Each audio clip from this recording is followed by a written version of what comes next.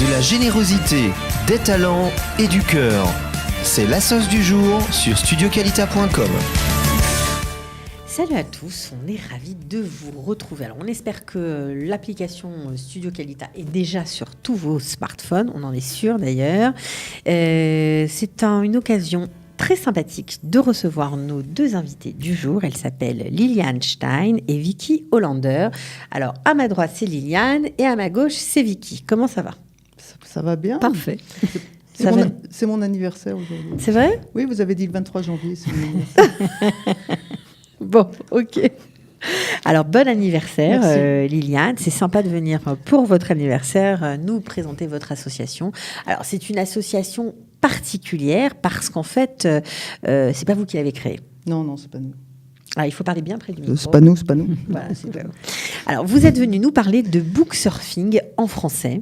Tout à fait. Voilà. Alors, c'est quoi booksurfing ? Booksurfing, comme son nom l'indique, c'est 7 à 8 personnes qui se rencontrent chez quelqu'un et qui discutent ensemble. Alors, Vicky, tu vas donner des détails plus précis. Voilà, donc ce sont des personnes qui se sont rencontrées ou qui se sont inscrites via notre groupe Facebook, Booksurfing en français. Ils ont marqué un intérêt. Parfois, ils ne connaissent même pas, ils ne savent pas ce que c'est. Donc, il s'agit d'apporter un texte de maximum 450 mots ou une page et demie dactylographié. Un texte qui peut venir d'une boîte de cornflakes, d'un poème, une chanson, autour d'un thème spécifique qui a été choisi au préalable.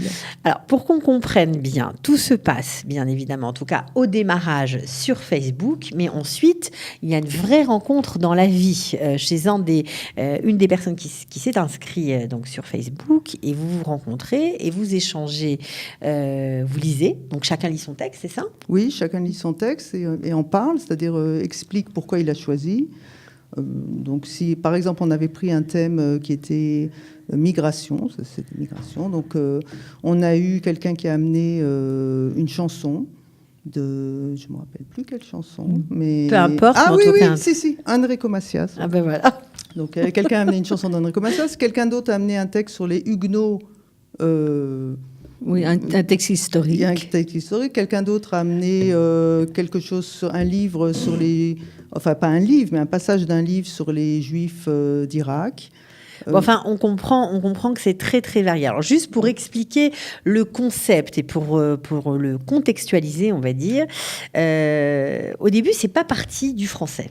Non, c'est pas parti du français. C'est parti de quelqu'un qui s'appelle Raz Spector, qui habite à Haïfa et qui, tout à coup, un jour, a une idée, en 2013, de faire quelque chose où les gens se rencontrent. Donc, et il en a eu marre des réseaux sociaux et du virtuel, c'est ça ? Il en a eu marre, où il s'est dit, je vais m'en servir pour effectivement rencontrer des gens, que des gens se rencontrent. Donc c'est un peu aussi un moyen, à travers la culture, de faire du lien social. Tout à fait. Et de rencontrer des gens en chair et en os. D'accord. Alors, en 2013, il crée ce monsieur Raz Spector, ce booksurfing. C'est en hébreu d'abord. Ça marche tout de suite très bien ? Je pense que oui. Je sais pas. Ça existe dans toutes les villes d'Israël, a priori. Aujourd'hui, oui. Bon, maintenant, ça fait 4 ans et demi que ça existe. Ouais. Ça existe à l'étranger aussi ? Oui, également en Angleterre, sur des campus universitaires aux États-Unis. Et ce sont en général des Israéliens qui l'animent. D'accord. Et d'ailleurs, Raz souhaite développer le concept en France, en Belgique, en Suisse. Ok. Mais c'est un peu difficile. Il faut des gens pour ça. Oui, il faut des gens qui aiment rencontrer des gens. Voilà, et c'est pour ça que vous êtes là, parce que c'est vrai que chez Calita, on a l'habitude de beaucoup s'adresser aux Olim Khadashim, aux nouveaux immigrants, aux gens qui sont parfois un peu paumés, quoi, tout simplement, parce qu'il faut apprendre les codes d'une nouvelle société, parce qu'il faut tout recommencer, il faut se refaire des amis, il faut se refaire un réseau professionnel, et c'est pas toujours évident, on ne sait pas par où prendre le bout, quoi, on va dire, et ça, c'est un moyen de sortir un peu de son cercle naturel et de voir d'autres gens, forcément. Tout à fait, de partager un intérêt commun qui est la lecture, la rencontre, les échanges. Alors, ça existe aujourd'hui en hébreu, en anglais, en russe aussi ? Oui, nous, on l'a créé en français parce que on a trouvé que c'était sympa de se retrouver dans sa langue. Mais ceci dit, moi je participe, enfin Vicky aussi je pense, à ceux qui sont en hébreu ou en anglais. Oui, parce que c'est aussi, alors là, pour le coup, une autre façon d'élargir son cercle d'amis, de connaissances même, tout simplement, et de parler, de voir d'autres cultures, tout simplement. Bah alors, comment ça se passe ? Il y a un thème, il n'y a pas de thème Oui, tout à fait. Alors, chaque rencontre, pour l'instant, on organise une rencontre, un book surf par mois. Un book surf, ça s'appelle. Voilà, c'est trop sympa. J'adore ce nom. Okay. Mais je crois que ça a dû être un peu dérivé du coach surfing. Où là aussi, on va loger chez quelqu'un une nuit sur son divan. Ah oui. Et puis on s'en va et on va chez quelqu'un d'autre. Donc ça vient de là. Mais là, je ne suis pas certaine, mais ça pourrait venir de là. Bon, voilà. En tout cas, voilà. Alors, le book surfing, on peut choisir. Enfin, le modérateur choisit un thème. Exactement. Et chaque participant choisit un texte sur ce thème et lit le texte. C'est très important. Donc, il faut passer la barrière de la timidité et lire le texte qu'on a amené. On peut également amener des textes qu'on a écrits soi-même. Ah, c'est sympa ça. Oui, tout à fait. Tout est permis. Tout est permis. Ça s'est pas fait encore, mais non, mais ça peut pourrait. Ça peut se faire tant qu'on ne dépasse pas des limites de bienséance, de décence, voilà. Oui, bon, de toute façon, j'imagine que le modérateur, si vous êtes présent, vous devez un peu gérer tout ça. Oui, le seul problème qu'on a eu, c'est les gens qui parlent trop, mais c'est tout. Mais ça, mais ça va.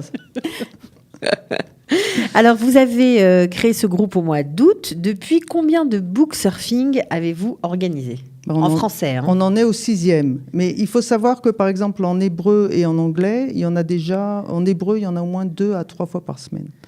Ouais, en hébreu, c'est très développé. 2 à 3 fois par semaine. Okay, oui. Dans toutes les villes. En anglais, il doit en avoir 3 ou 4 par mois.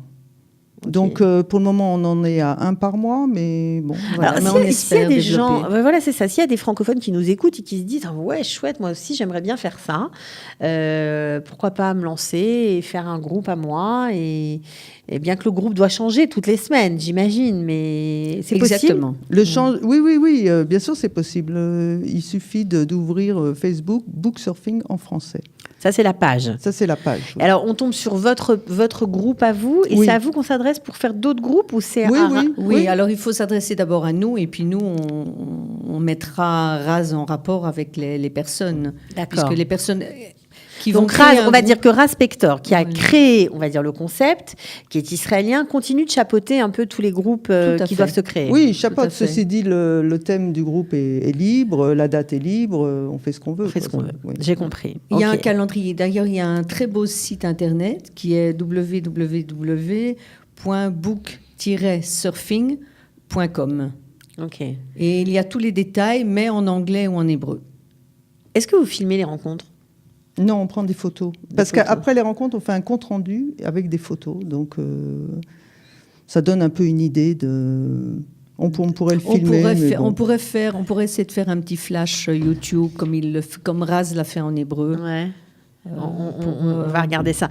Alors, qu'est-ce qui était le plus saisissant depuis vos six surfing, book surfing, pardon ?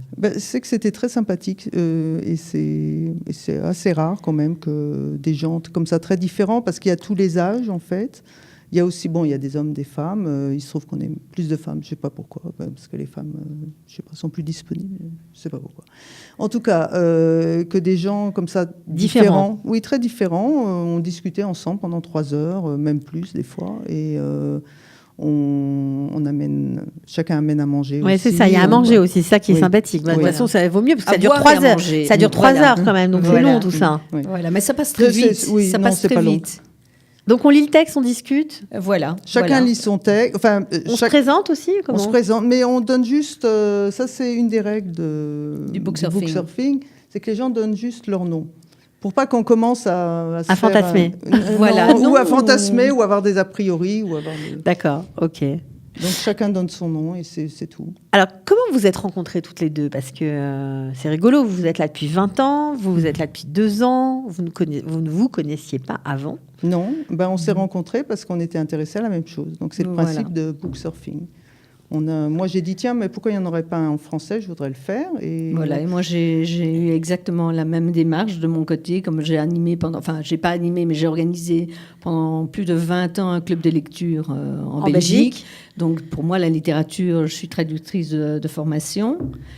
C'était quelque chose d'évident, ça me parlait. Évident. Voilà, c'était évident. Donc dès que j'ai entendu parler de booksurfing, j'ai directement contacté Raz. Okay. Qui était évidemment enthousiaste, puisque lui veut faire rayonner son activité dans le monde entier. C'est son rêve. D'accord. Alors, il y a des règles, des choses à respecter, par exemple. Est-ce qu'on peut parler politique, religion ou pas?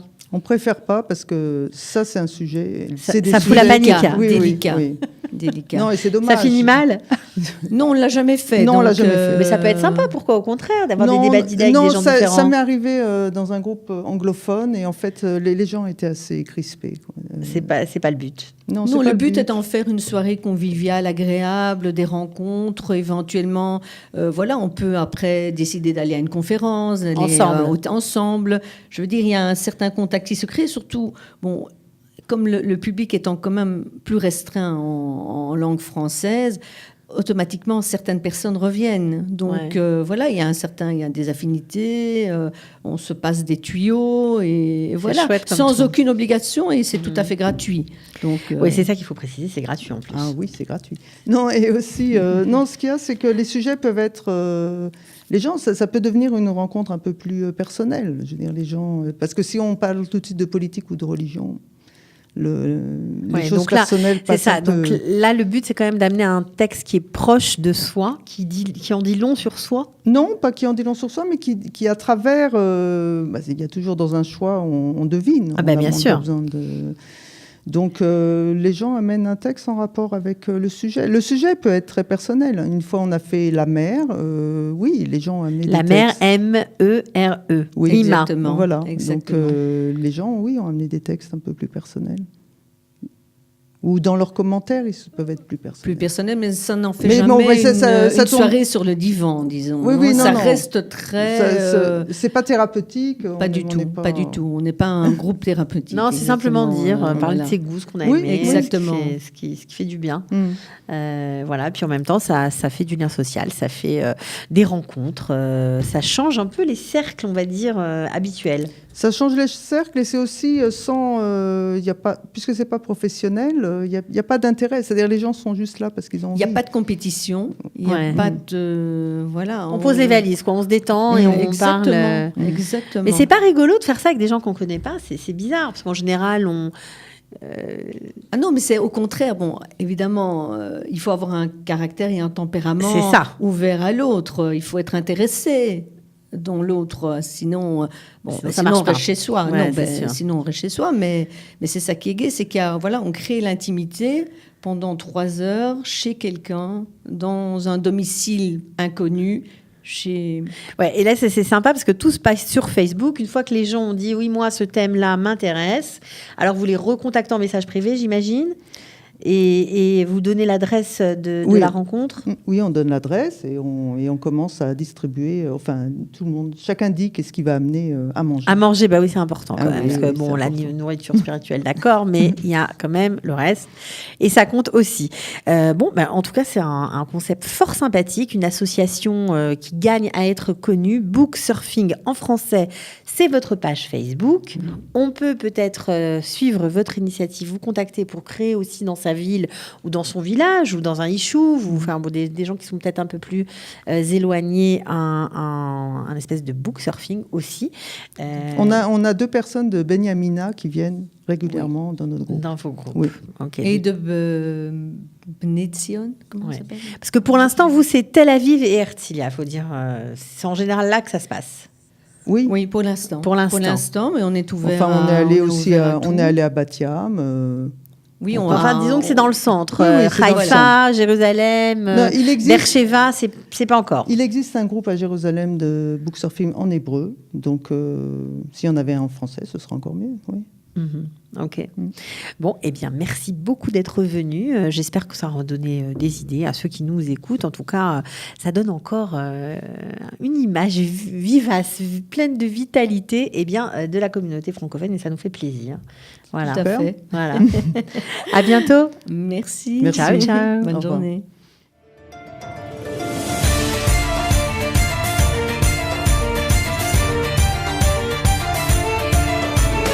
De la générosité, des talents et du cœur. C'est la sauce du jour sur studioqualita.com.